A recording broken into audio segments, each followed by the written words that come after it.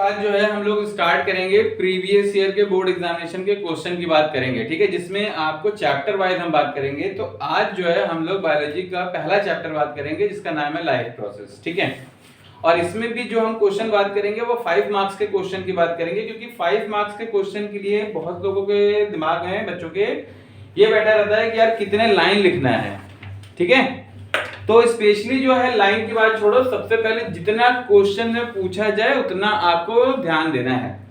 जैसे में एक क्वेश्चन जो 2018 में आ चुका है, ठीक है, 2018 में आ चुका एक क्वेश्चन है जिसमें सबसे पहला जो क्वेश्चन है वो है कि भाई मान लो क्वेश्चन 1 है, तो क्वेश्चन 1 में ये पार्ट वाइज हो जाता है। जितने भी 5 मार्क्स के क्वेश्चन होंगे वो डायरेक्ट कोई 5 नंबर का क्वेश्चन नहीं होगा, वो पार्ट वाइज डिवाइड होगा, ए बी सी डी, ठीक है।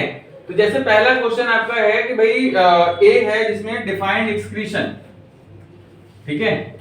तो डिफाइंड एक्सक्रीशन में आपको सिंपली क्या दे देना है, इसका डेफिनेशन दे देना है, ठीक है, क्योंकि इससे उससे ज्यादा उसको कुछ अभी चाहिए नहीं स्टार्टिंग स्टेज में। और ये कितने मार्क्स का होगा, तो आपका 1 मार्क्स का होगा।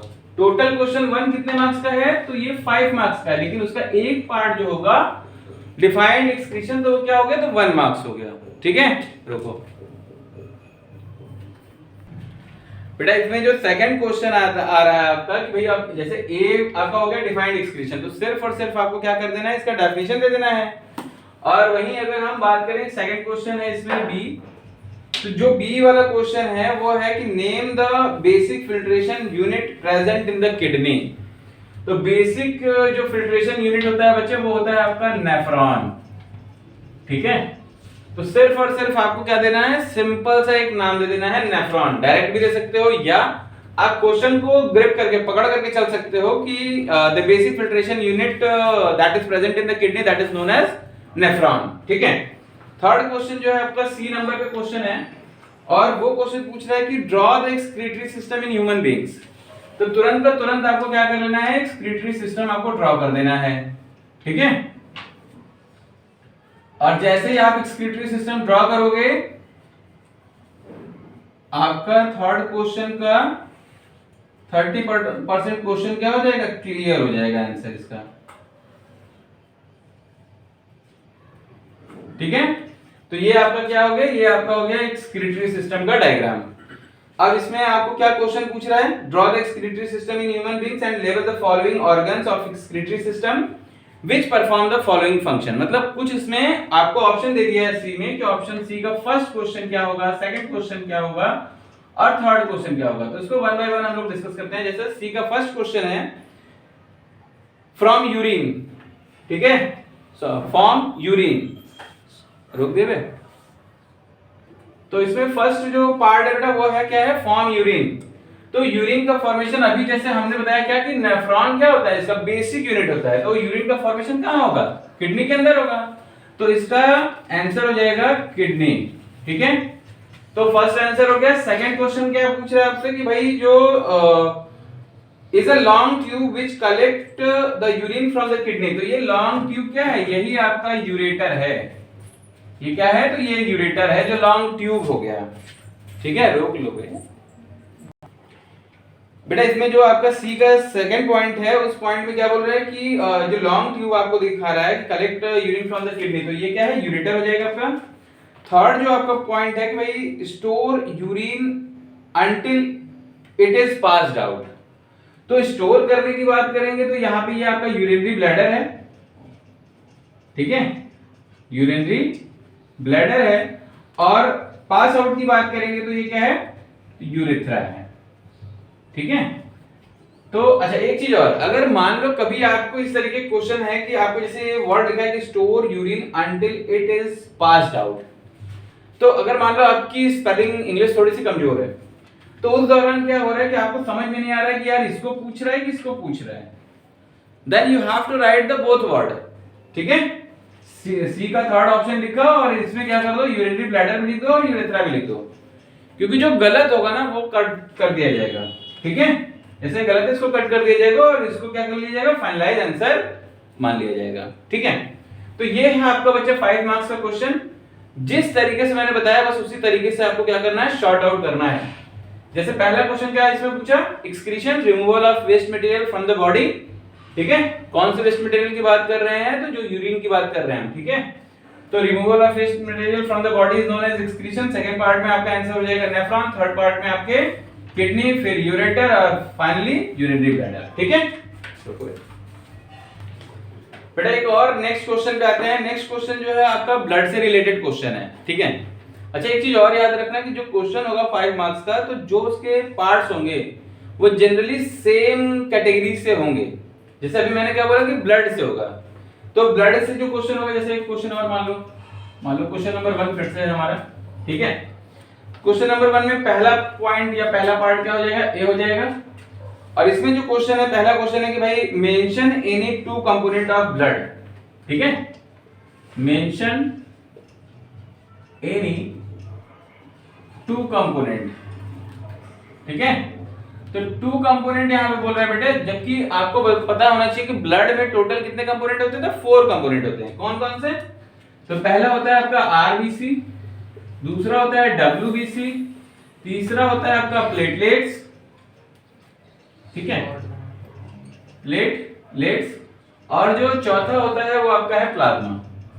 तो इसमें से क्या करना है आपको, एनी 2 लिखना था अकॉर्डिंग टू क्वेश्चन, ठीक है। तो 4 के चारों भी पूछ सकते हैं, बट आपको कोई 2 लिखना है। तो simply you have to written RBC WBC, because आपके दिमाग में हमेशा चलता रहता है। नेक्स्ट क्वेश्चन इसमें, trace the movement of oxygenated blood in the body, ठीक है। तो इसमें जो सेकंड पॉइंट है बेटा वो है कि trace the movement of oxygenated blood in the body. तो बेटा अगर हम बात करें ऑक्सीजनेटेड ब्लड की, तो आपको एक डायग्राम जो देखा होगा अपने इस तरीके का, ट्रांसवर्स सेक्शन ऑफ हार्ट। तो ट्रांसवर्स सेक्शन ऑफ हार्ट में जब आपने देखा होगा, तो इसमें क्या होता है, ये है आपका राइट एट्रियम और ये है राइट वेंट्रिकल। यहां से जो वॉल्व लगी है, यहां से क्या हो गया, ब्लड गया और जाने के बाद कहां पहुंच जाता है, तो लंग्स के पास पहुंच जाता है और क्या ले लेता है, ऑक्सीजन ले लेता है। तो जब हीमोग्लोबिन जो है वो ऑक्सीजन के साथ कंबाइंड कर जाता है, तो ये बना लेता है ऑक्सी हीमोग्लोबिन, और यही ऑक्सी हीमोग्लोबिन कहां जाएगा, तो लेफ्ट एट्रियम में जाएगा। तो जो ऑक्सीजनेटेड ब्लड है वो कहां जा रहा है, तो सबसे पहले लेफ्ट एट्रियम में जा रहा है। इसको आपको याद रखना है। जो क्वेश्चन है वो यही है कि trace the movement of oxygenated blood in the body, तो लेफ्ट एट्रियम में जाएगा, ठीक है। इसके बाद थर्ड क्वेश्चन जो आ रहा है वो आ रहा है कि right the function of valve present in between the artery and when, ठीक है। तो जो ये वॉल्व है इसका फंक्शन क्या है, तो बेटा हम जो बात कर रहे थे इस वॉल्व की बात कर रहे थे, तो वॉल्व क्या कर रहा है, तो वॉल्व जो होता है ये क्या करता है, बैक फ्लो रोकता है ब्लड का। जो हार्ट के अंदर वॉल्व लगे रहते हैं ना, वो क्या करता है, ब्लड के बैक फ्लो को रोकने का काम करता है। क्योंकि यही आपका क्वेश्चन था कि right the function of the valve present in between the arteries and veins, ठीक है। Now next question is there कि right one structural difference between the composition of artery and veins. तो बेटा जो आर्टरी होता है, अगर उसके स्ट्रक्चर के बेस की बात करेंगे, तो इसका रेडियस या डायमीटर जो होता है आर्टरी का, ठीक है, वो क्या होगा, तो वो स्मॉल होगा। और वहीं वेन्स की जो बात करेंगे, तो इसका जो रेडियस और डायमीटर क्या होगा, तो ये क्या होगा, लार्ज होगा एज कंपेयर टू आर्टरी के, ठीक है। और अगर एक दो और पॉइंट ऐड कर लो, जहां पे इसकी अगर थिकनेस की बात करेंगे तो ये थिक होता है, और ये इसकी अगर वॉल की बात करेंगे तो ये क्या हो जाएगा, ये थिन हो जाएगा। इसके बाद इसमें किसी भी तरीके का वॉल्व इन्वॉल्व नहीं होता है, ठीक है। वॉल्व क्या होगा, नॉट प्रेजेंट होगा, ठीक है, नॉट प्रेजेंट होगा। लेकिन यहाँ पे जो है इसमें वॉल्व क्या होता है, प्रेजेंट होता है, ताकि ये बैक फ्लो ना कर पाए। क्योंकि इसका वॉल्व क्या है, काफी चौड़ा होने के कारण जो है क्या होता है कि इसमें बैक फ्लो हो सकता है, तो इसके लिए इसमें क्या होता है, तो इसमें वॉल्व होता है, ठीक है। तो फिर से जरा से चारों क्वेश्चन को मैं रिपीट कर रहा हूं। पहला क्वेश्चन ये था कि मेंशन एनी 2 कंपोनेंट्स, तो आरबीसी डब्ल्यूबीसी आपका हो जाएगा। सेकंड क्वेश्चन इसमें आपका था कि trace the movement of oxygenated blood into the body, तो आपका हो जाएगा लेफ्ट एट्रियम हो जाएगा। थर्ड क्वेश्चन आपका था कि right the function of valve, तो बैक फ्लो को रोकता है। और लास्ट क्वेश्चन इसमें था कि भाई right the structural difference between the composition of artery and veins, तो इसके लिए आपका क्या हो जाएगा, इसके लिए आपका इसका थिकनेस और रेडियस हो जाएगा, ठीक है। आइए बच्चे नेक्स्ट क्वेश्चन पे चलते हैं। ये भी क्वेश्चन जो है 5 मार्क्स में ही रहेगा। तो इसमें मान लो क्वेश्चन नंबर फिर से 1 कर देते हैं, और इसमें 2 पार्ट है। तो जब सबसे पहला पार्ट ये हो जाएगा, दूसरा पार्ट भी हो जाएगा। ये कह रहा है कि list the major steps involve in the formation of urine and state in brief their function. तो स्टेप ऑफ जो आपको एक फॉर्मेशन ऑफ यूरिन है, तो उसमें आपको क्या करना है, आपको जो भी इसकी जस्ट पहले वाले क्वेश्चन में मैंने डायग्राम दिया था वो डायग्राम बनाना है, लेबलिंग करना है, और उसके बाद लेबलिंग के साथ साथ उसके स्ट्रक्चर को और फंक्शन को क्या कर देना है, डिटेल कर देना है। फिर से सुनो, आपको क्वेश्चन ये था कि भाई list the major steps involve in the formation of urine. तो आपको किडनी बना लेना है, यूरेटर बना लेना है, यूरिनरी ब्लैडर और यूरेथ्रा बना लेना है, और बना लेने के बाद उसको क्या करना है, उसको एक्सप्लेन करना है, साथ ही साथ उसके फंक्शन को राइट कर देना है, जिससे आपका क्वेश्चन पूरी तरीके से कंप्लीट हो जाएगा। ठीक है। इसके बाद इसका जो सेकंड पार्ट आता है, सेकंड पार्ट जो है वो बोल रहा है भाई कि अच्छा, इसको जो सेकंड पार्ट है ना वो एक्सक्रीशन से पूरी तरीके से डिफरेंशिएट कर दिया उसने।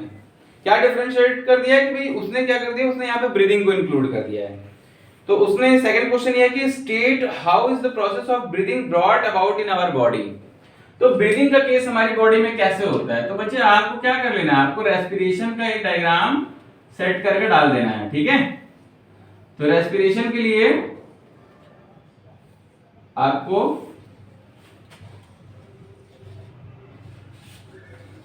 ठीक है, अब इसको करके इसके बाद इसकी लेवलिंग कर दो। ठीक है, जैसे मैं नोज, नॉस्ट्रिल,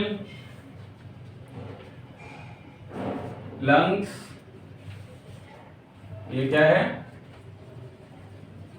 तो ये है आपका विंड पाइप, जिसको हम लोग ट्रैकिया भी कहते हैं।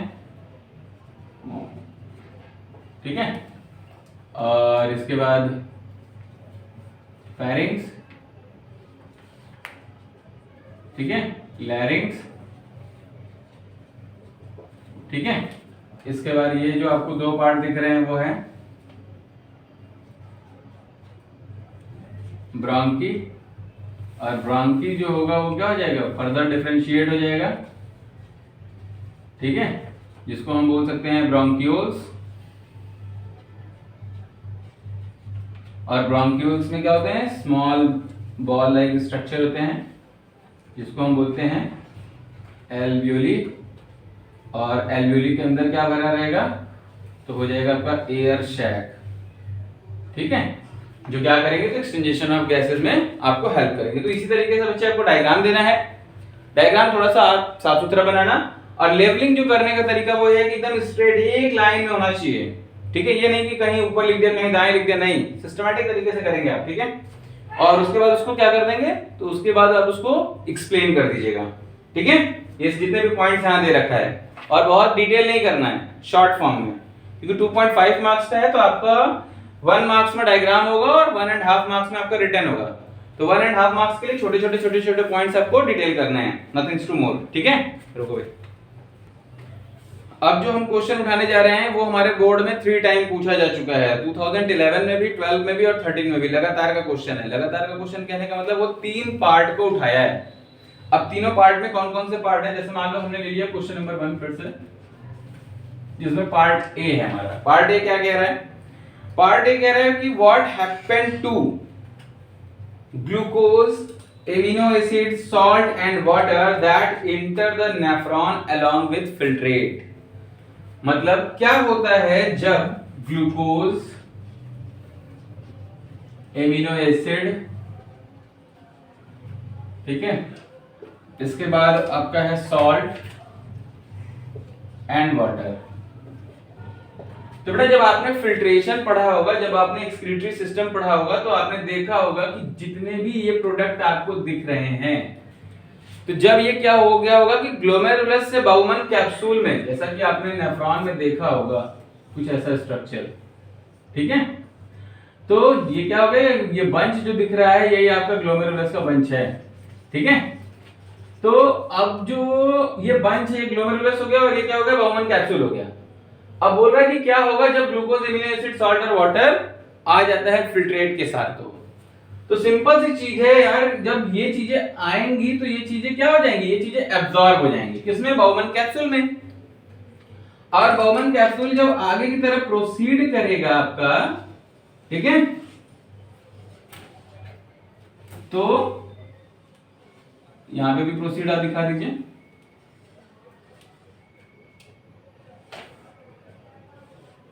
ठीक है, तो जब ये आगे की तरफ प्रोसीड करेगा तो यहां से जो ब्लड वेसल्स होंगी वो क्या होंगी, इसके चारों तरफ घिरी रहती हैं। ठीक है, इस तरीके से आप बना दीजिए डॉट डॉट डॉट, ताकि क्लियर हो जाए कि हाँ कौन सा ब्लड वेसल्स है और कौन सा किसके पार्ट है। निकाल दीजिए। ठीक है, ठीक वही काम यहां पे भी करेंगे आप इसके साथ भी।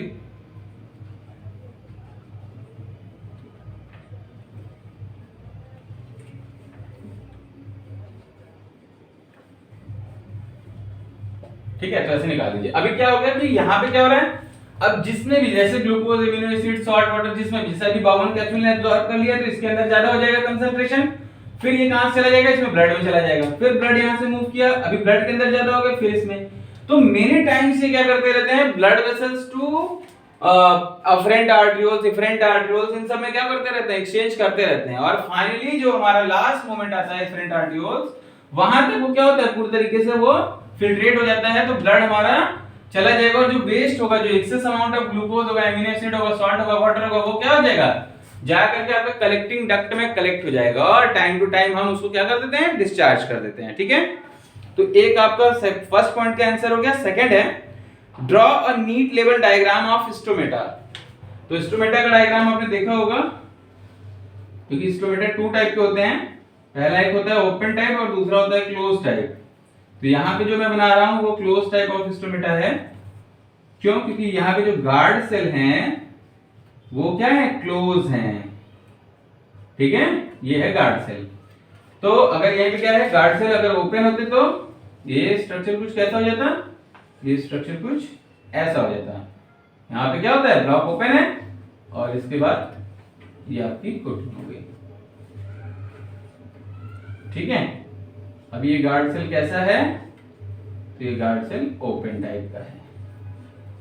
ठीक है, तो आपको यही स्ट्रक्चर आपको ड्रॉ करना है। फिर से क्वेश्चन सुनो, draw a neat level diagram of stomata and write the function of stomata. तो दो फंक्शन आपको देना है।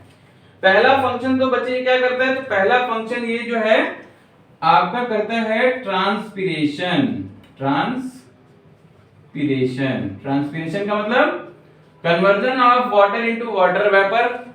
ठीक है, इसको बोल सकते हैं ट्रांसपिरेशन करता है। और दूसरा क्या करता है, दूसरा तो अभी आपको पता है कि जब फोटोसिंथेसिस होता है तो फोटोसिंथेसिस के दौरान CO2 लेगा ना ये, तो CO2 कहां से लेगा, नेचर से लेगा। नेचर से लेगा तो किसके थ्रू लेगा, तो स्टोमेटा के थ्रू लेगा।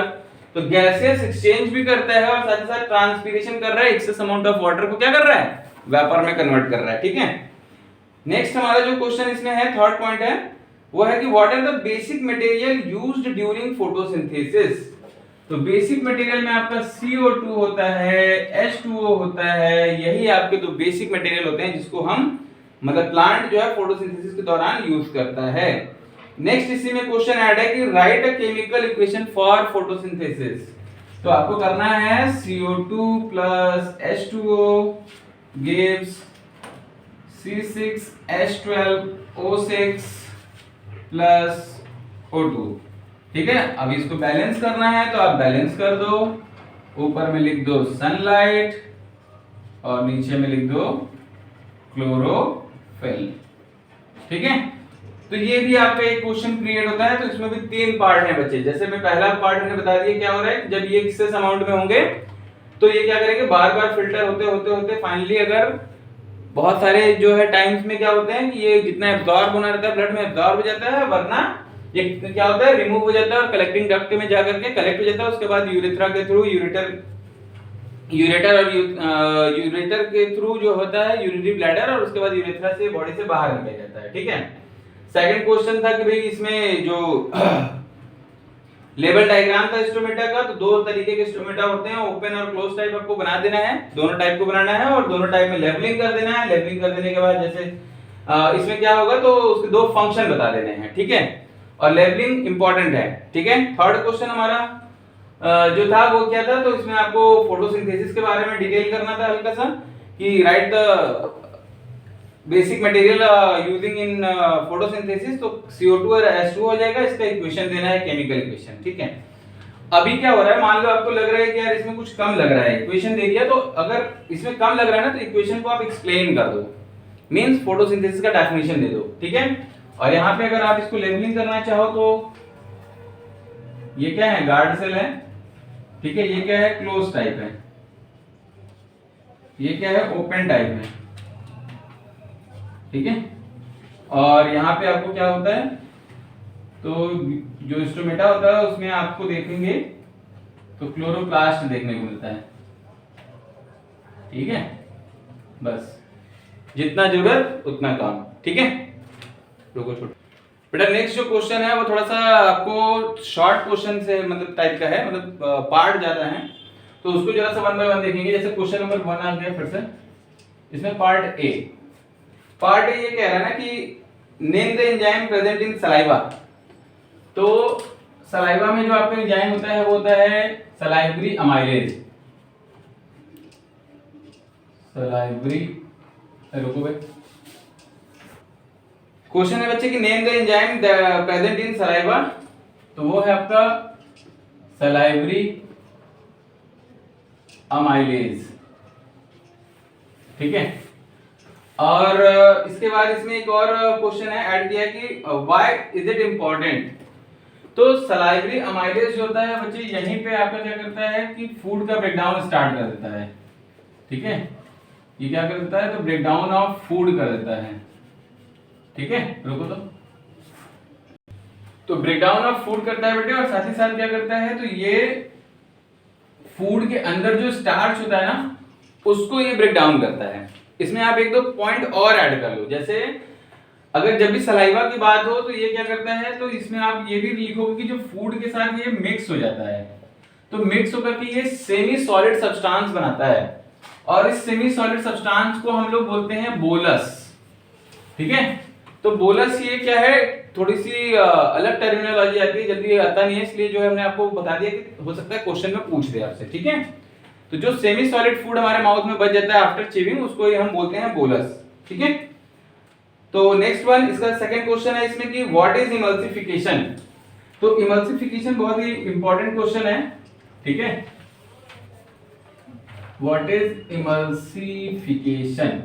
तो इमल्सिफिकेशन आपको हमने बताया रहा होगा, तो इमल्सिफिकेशन जो होता है वो जो लार्ज फैट ग्लोब्यूल्स होते हैं, ठीक है, उनका क्या हो जा रहा है, कन्वर्जन हो जा रहा है, ब्रेक डाउन हो जा रहा है, किसमें, तो स्मॉल फैट ग्लोब्यूल्स में, ठीक है।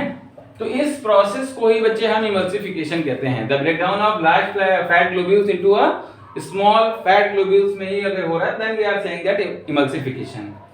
नेक्स्ट क्वेश्चन है कि name the substances that is oxidised in the body during respiration. तो बेटा इसका आंसर हो जाएगा ग्लूकोज, ठीक है, ग्लूकोज। अब ग्लूकोज आप डायरेक्ट भी लिख सकते हो, या आप डायरेक्ट लिखो, क्वेश्चन को पकड़ करके चलना है, तो आप लिखोगे the substance that is oxidised in the body during respiration is glucose. एक चीज याद रखो, मैं क्यों दोनों ऑप्शन दे रहा हूं, अगर आपके पास समय कम है then you have to write only the glucose, और नंबरिंग लेकिन सही हो, और उसके बाद आप ग्लूकोज लिखो, आगे बढ़ जाओ। लेकिन अगर आपके पास टाइम है तो आप क्वेश्चन को एक सिस्टमैटिक तरीके देने की कोशिश करो, और जैसे ही ग्लूकोज लिखा, ग्लूकोज के नीचे आप एक अंडरलाइन मार दो, ठीक है। इससे क्या होगा कि एग्जामिनर को अगर ग्लूकोज चाहिए then they will be only see this, nothing to read your any other words, ठीक है। लेकिन अगर आपको लग रहा है कि नहीं यार एक स्टेप हमको करना है, आगे दिखाना है, तो आप रिटर्न करते चलो, आगे बढ़ो। नेक्स्ट क्वेश्चन है कि why are lungs divided into very small sac like structure, ठीक है। तो लंग्स जो होते हैं वो डिवाइडेड इनटू होते हैं very small sac like structure. ये किसकी बात कर रहा है, तो ये बात कर रहा है एल्वियोली की बात कर रहा है, और एल्वियोली की बात इसलिए कर रहा है क्योंकि ये क्या करता है, स्टोर करता है, किसको स्टोर करता है, एयर को स्टोर करता है, इसीलिए इस एयर को हम लोग बोलते हैं एल्वियोलर सैक, ठीक है। और यहीं से क्या होता है, एक्सचेंजेशन ऑफ गैसेस होता है। तो क्वेश्चन क्या था कि why are the lungs divided into very small sac like structure. तो क्योंकि ये क्या करता है, स्टोरेज में हेल्प करता है, और साथ ही साथ एक्सचेंजेशन ऑफ गैसेस में हेल्प करता है। ठीक है, तो ये भी आप एक क्वेश्चन है। तो क्वेश्चन को लिखने का भी तरीका आप साथ में देखते चलो, बहुत ज्यादा डिटेल करने की जरूरत नहीं, जितना पूछे उतना तो आपको देना है एकदम सिस्टमैटिकली। उसके बाद अगर आपको लग रहा है कि आप कुछ एडिशनल देना चाहते हो, then you have to going to start writing. लेकिन जितना मैं ये बोल रहा हूं उतना सफिशिएंट है, उससे ज्यादा आपको लिखने की जरूरत नहीं है। क्योंकि अगर आप लिखते हो तो याद रखो कि आपका टाइम किल होगा। ठीक है, और बोर्ड का जो पेपर होता है, अगर आपने मन से अच्छे से पढ़ा है तो 2 घंटे से ज्यादा का पेपर नहीं होता है। लेकिन अगर आपने थोड़ा सा भी इधर उधर किया है तो मिनिमम आपका 2 आवर 45 मिनट्स लग जाएगा। और बहुत अच्छे से नहीं पढ़ा है तो मान के चलो 3 घंटे भी आपके लिए कम है। ठीक है, रुको बे, चलो नेक्स्ट बच्चे हम बात करते हैं लास्ट क्वेश्चन, क्योंकि ये भी 2011 का क्वेश्चन है। ठीक है, इसमें जैसे मान लो फिर से हम ले लेते हैं क्वेश्चन नंबर 1, और ये भी 2 पार्ट में बटा हुआ है। तो जब 2 पार्ट में बटा मतलब 2.5 नंबर का क्वेश्चन होगा, और क्वेश्चन क्या हो जाएगा, थोड़ा सा लंबा हो जाएगा। तो इसमें क्वेश्चन ये है कि draw a diagram to show that human alimentary canal, फिर से सुनो, ड्रॉ अ डायग्राम टू, रोको बे, वो कहानी चल, draw a diagram to show the human alimentary canal and level on it the following. ठीक है, मतलब कि आपको एलिमेंट्री कैनाल का डायग्राम ड्रॉ कर लेना है बेटा। ठीक है,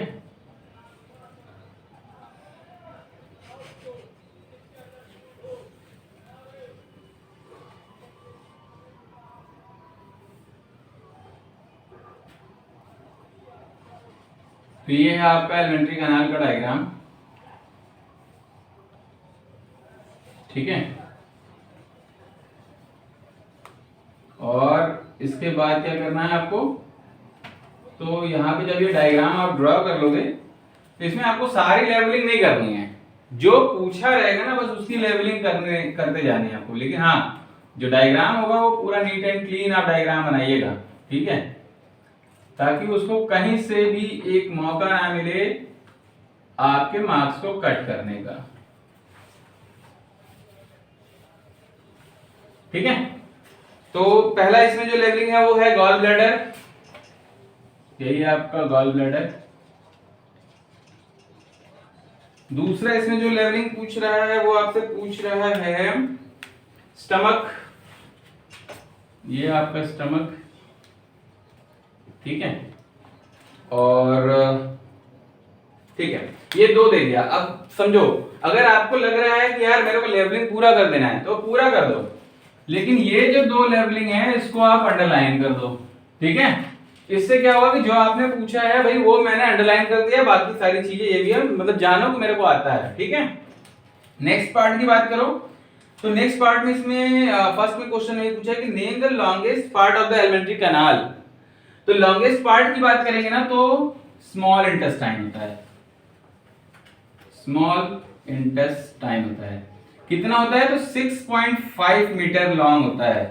ठीक है, और टोटल एलिमेंट्री कैनाल कितना होता है हमारा, तो टोटल एलिमेंट्री कैनाल जो होता है वो हमारा होता है 9 मीटर का, जिसमें से 6.5 अप्रॉक्स होता है बच्चे। ठीक है, क्योंकि बच्चों बूढ़ों समय अलग अलग होता है, तो टोटल 9 हो गया, और 6.5 क्या स्मॉल है, और 1.5 मीटर जो होता है वो आपका लार्ज इंटेस्टाइन होता है। ये भी याद रखेंगे, बाकी 1 मीटर में आपकी सारी चीजें इंक्लूड हो जाती हैं। ठीक है, और अगर हम लॉन्गेस्ट ऑर्गन की बात करेंगे इसमें, तो आपका हो जाएगा लीवर। ठीक है, ये भी आपको क्वेश्चन धड़ल्ले से पूछता है एमसीक्यूज में। तो लॉन्गेस्ट ऑर्गन की बात करेंगे तो लीवर हो जाएगा। नेक्स्ट इसमें क्वेश्चन है, बी पार्ट है। पार्ट बी कह रहा है कि why is it necessary to separate oxygenated and deoxygenated blood in mammals and bloods. तो इसको आपको बहुत ज्यादा डिटेल करने की जरूरत नहीं है। ठीक है, मेन थीम पहले आप लिखेंगे कि भाई जो बोल रहा है क्या, कि it is necessary to separate the oxygenated and deoxygenated blood in mammals and birds because to get a lots of oxygen, क्योंकि जो ऑक्सीजनेटेड ब्लड होता है they will be giving lots of oxygen and lots of energy. लेकिन वही deoxygenated blood क्या होगा कि आपको एनर्जी कम देगा, और जब एनर्जी कम देगा तो उसमें आप फिर इनसफिशिएंट अमाउंट ऑफ एनर्जी होने से एनारोबिक रेस्पिरेशन का प्रोसेस याद करिए आपको होने लगेगा, और जिसके कारण आपको प्रॉब्लम होने लगेगी, फटीग होने लगेगा।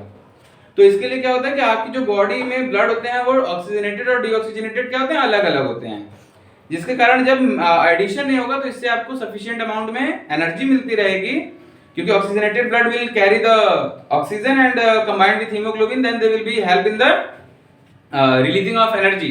ठीक है, तो जिसके कारण क्या होगा कि ब्रेकडाउन ऑफ फूड भी आराम से हो जाएगा और आपको लॉट्स ऑफ एनर्जी मिलेगी। लेकिन अगर दोनों मिक्स हो जाएंगे तो एनर्जी का लेवल घट जाएगा और जो आपके लिए क्या होगा, प्रॉब्लम होगा। तो इसी चीज को आपको मॉडिफाइड करना है और अपने शब्दों में रिटर्न कर देना है। ठीक है, तो ये बेटे थे कुछ क्वेश्चन आपको जो चैप्टर फर्स्ट से रिलेटेड थे, और इसी तरीके से आपको मैं हर चैप्टर का, बायो के चैप्टर का आपको डिटेल दूंगा, जो लॉन्ग क्वेश्चन जो बोर्ड में पूछे जा चुके हैं और किस तरीके का पैटर्न चल रहा है उस चीज को भी बात करूंगा।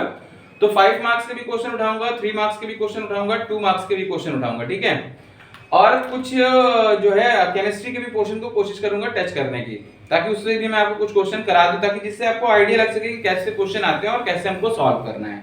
ठीक है, अगर आपको इस वीडियो में कोई प्रॉब्लम हो देन कमेंट मी।